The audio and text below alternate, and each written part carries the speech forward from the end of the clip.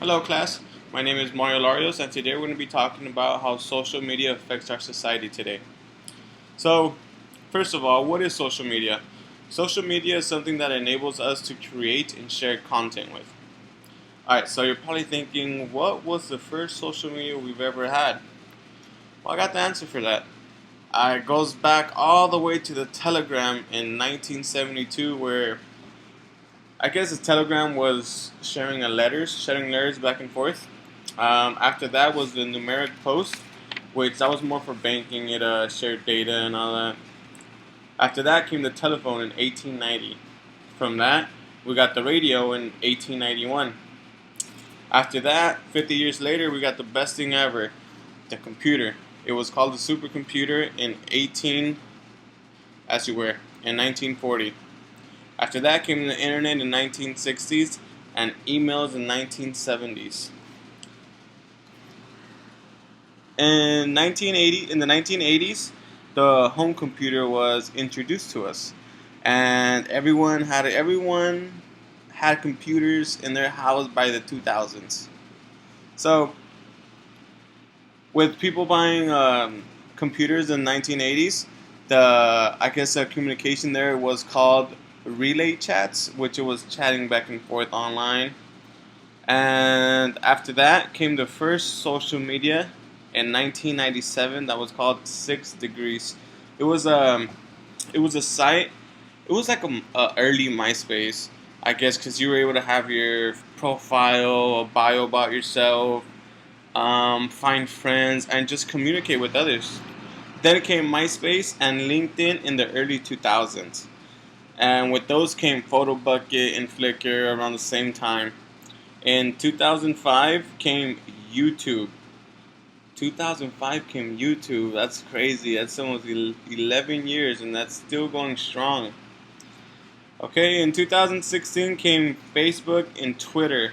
And with Facebook and Twitter, other things started popping out like Tumblr, Spotify, Pinterest, um, Instagram, Snapchat, etc. So that's how social media was back then with the Telegram, and now our social media is Instagram. Oh, that's crazy. The first social media is the Telegram, and our latest social media is Instagram. Telegram, Instagram. It's pretty crazy. Alright, so with all this out, I believe that the generation right now is missing out in so many things. I mean, there's no more kids playing outside, no more fighting, no more making friends, communicating with others. I mean, they've lost the chance of communicating with others instead of texting them. I mean, now they just text them, call them, send them a message on social media, and it's not like I'm gonna run to this guy's house, knock on his door, hopefully he can play or whatnot. It's none of that no more. So with all these kids not playing outside and enjoying themselves, being active, they're all online, social medias, looking for something to talk about, someone to make fun of, making fun of pictures, and etc. With that came cyberbullying, and it's something that wasn't really taken seriously in 2009 to 2013. 2011, we had the most suicides ever in the United States, which was off of social media though, which was kids committing suicide because someone said something about them, someone commented on their picture something bad, making fun of them, etc. So the point is, in 2011, every hour and 49 minutes, someone committed suicide. And 10% of kids in 2011 hurt themselves. In 2013, they started getting celebrities, famous people involved with reaching out to people who wanted to hurt themselves over something that was said about them. And now there's hotlines where kids can reach, and if they're embarrassed to tell their friends or family, there's a hotline they can call.